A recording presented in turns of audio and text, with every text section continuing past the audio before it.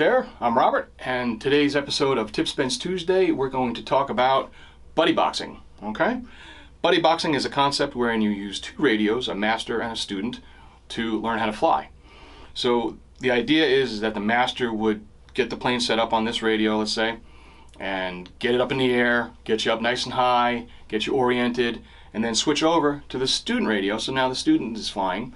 And if the student were to get into any kind of trouble and lose orientation and start flailing and having some trouble, the master or the teacher could switch back over to their radio, regain control, get things oriented again, get things back straight and level, and then when the student is ready, switch back over.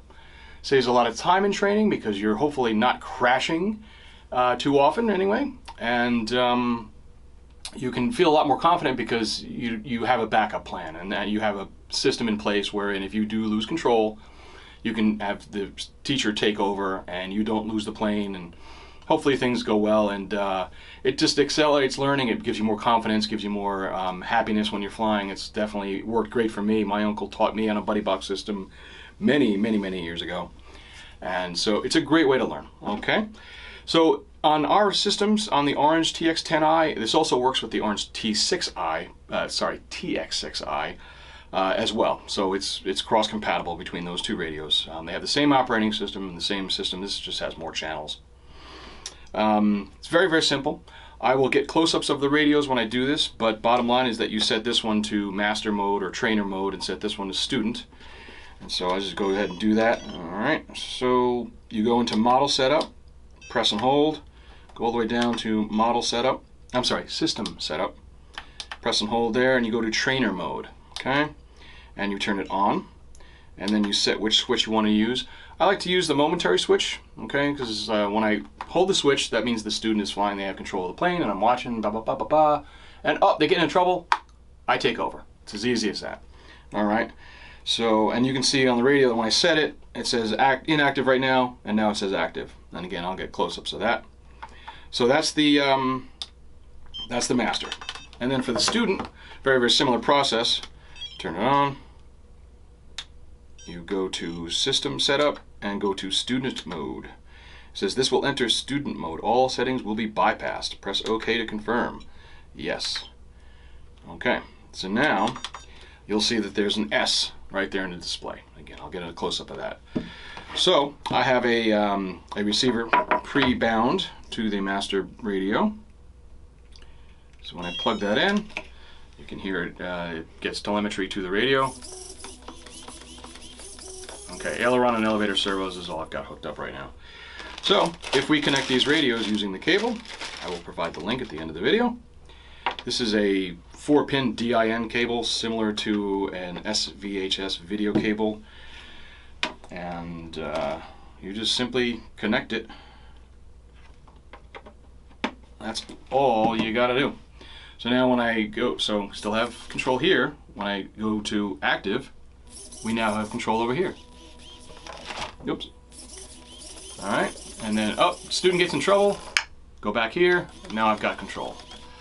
And as a master, you would typically have your throttle, let's say, at 70% or something like that. So if you forget and you have your throttle down and the student loses orientation or whatever, and you take over but your throttle's down, you might not be able to power yourself out of a problem. So keep that throttle up there, you know, maybe a little more than half, 60% give or take. But that's it. It's as simple as that. Alright, let's get some close-ups on these. System setup. Press and hold there, and you go to trainer mode, okay? And you turn it on, and then you set which switch you want to use.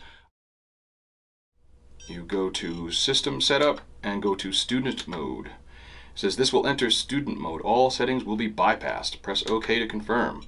Yes. Okay, so now you'll see that there's an S right there in the display. It's as easy as that. Set the settings right, master, trainer, student, hook them together, boom, you're up and flying.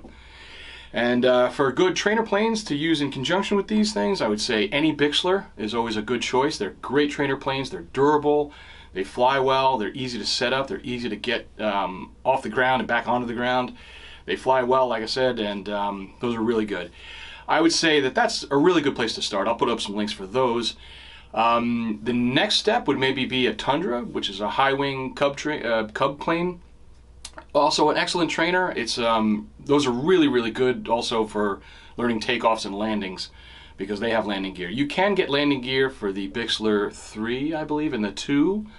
I'll double check and I'll put the links up and all that stuff. But for a lot of students, we find it's easier for them to just start with a hand-launched plane and something that belly lands. But it's up to you. It's up to you and your teacher. If you go to a local club and find an instructor, any local club should really have an instructor. I'd be surprised if they didn't. Any legitimate AMA club, anyway. And this is worldwide. I mean, you know, you go to a club in Germany, let's say, there should be an instructor there. I would be strongly disappointed if they didn't. And a lot of clubs also have trainer planes and radio setups and stuff like that. I know that at Hobby King we've donated systems. We've donated radios and planes and stuff like that, batteries and chargers and like everything you need to get students off the ground. We've donated those items to clubs to encourage people to learn how to fly. So I'm a member of a number of clubs here on Long Island, and so we've tried to help them out and get people into the hobby. And the more people in the hobby, the better off we all are. So that's generally a good thing. So I think that's about it. Again, very simple, straightforward process. If you have any questions, please ask them here in the YouTube comments. I always try to answer these personally. Of course, if you have other concerns or comments or compliments, you can get in touch with us via live chat 24/7 or our support ticket system. We're also active on social media, Facebook, Instagram, Twitter, and now TikTok as well. And you can reach out to us to any one of those places. Let's see, what else is there to talk about today? I think that's about it. But anyway, hopefully this system will get you up in the air, get you flying, and get you moving up to bigger planes, more exciting stuff, and EDFs, and all kinds of neat things. But the most important thing when training is to start slow and remember that you will crash. You will crash. Just accept it, move on from it. Part of the hobby is learning how to repair planes when they've crashed. I've got a video on repairing foam planes, so you may need to refer to that at some point down the road. I'm going to do another one on making repairs that's a little different than just a simple break. If you need to kind of recreate a part, something that you can't get maybe. So, again, start off slow. Don't expect to be doing all kinds of aerobatics and 3D stuff in your first few months at least. You know, start slow, just learn, do figure eights and do the kind of stuff that you'll be tested on in a club. Most clubs will require you to take a test before you can actually become a member and fly at a field. So just take it slow, one step at a time. Learn the basics and you'll have a lot more fun, you'll get a lot less frustrated, and the whole thing will just be a lot more enjoyable. Okay?